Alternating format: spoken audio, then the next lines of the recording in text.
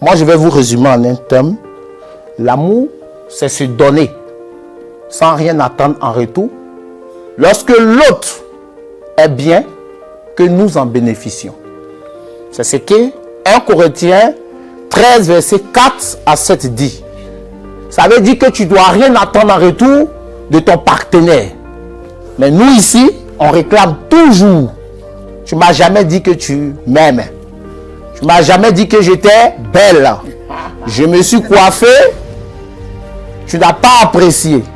Donc en réalité, nous n'avons pas la compréhension de l'amour.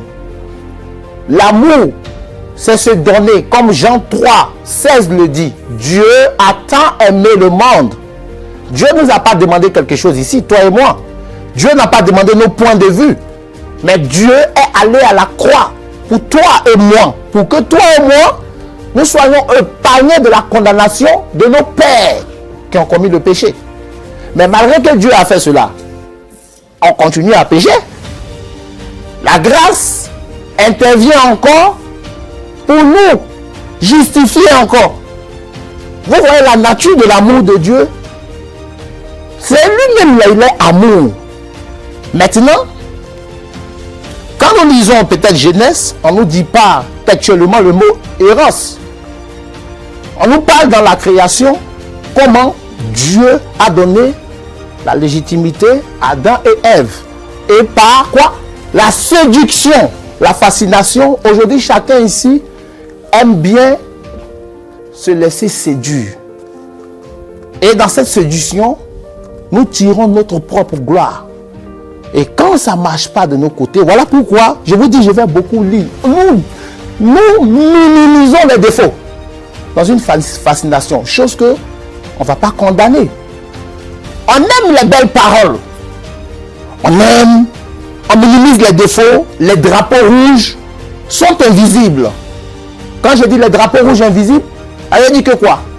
Là, on ne voit pas. Aujourd'hui, on ne dit pas, toi, tu es moche. Toi, tu ronfles trop. Toi, j'en ai marre de toi. C'est ça, le drapeau rouge. On voit que tout est invisible. Nous sommes faux dans tout ce que nous faisons. Peut-être qu'on n'a même pas l'habitude même d'aller au restaurant. Mais on se force. On va au restaurant.